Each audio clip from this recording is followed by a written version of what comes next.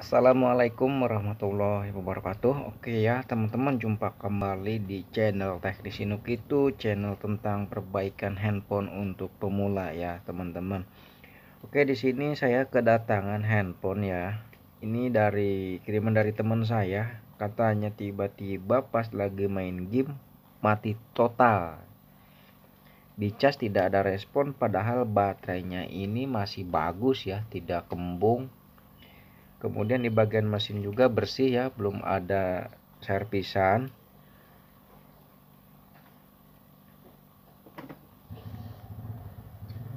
Ini bisa dilihat dulu ya teman-teman, masih bersih ya teman-teman. Cuman ini ada sedikit bekas dipanasi ya. Ini adalah IC OSC atau bisa disebut dengan clock ya. Bagaimana cara memperbaiki handphone atau Vivo Y83 ya yang mati total. Ini awalnya mati total ya teman-teman. Berhubung kata teman saya bilang pas lagi di charger terus tiba-tiba mati ya, mati total, dicas tidak ada respon ya. Pernah dia ganti baterai juga tidak ada respon. Dia pikir ternyata IC power ya. Setelah masuk ke meja servis saya yang berantakan ini ya teman-teman ya, meja teknisi Nuk itu berantakan seperti ini ya. Kemudian saya rehot ya di bagian IC OSC atau IC clock ya, yang tadi saya perlihatkan. Untuk kasus di handphone Vivo mati total ya, terutama di Vivo seri Y83, itu sering terjadi di bagian clock ya, atau bisa disebut juga OSC. Ini adalah tutup ya, tutup pengaman kalengnya udah saya lepas ya, udah saya rehot pakai blower. Ini adalah IC clock ya, ini teman-teman ya. Ya, ini IC clock ya.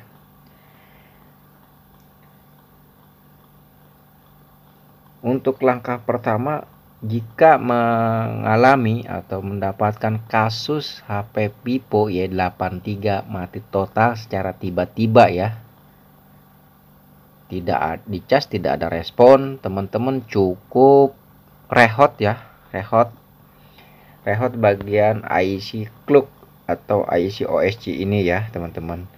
Namun apabila di bagian IC ini sudah terdapat bekas rehot atau bekas reparasi ya, bekas servis, itu lain lagi ya teman-teman. Ini jika handphone masih menggunakan penutup kaleng ini, berarti handphone ini murni ya di bagian clock atau OSC ini. Karena saya sering mendapatkan kasus seperti ini ya teman-teman. Jadi handphone Vivo Y83 ini mati total ya. Mati total dalam tanda kutip, IC clock atau OSC nya ini bermasalah ya.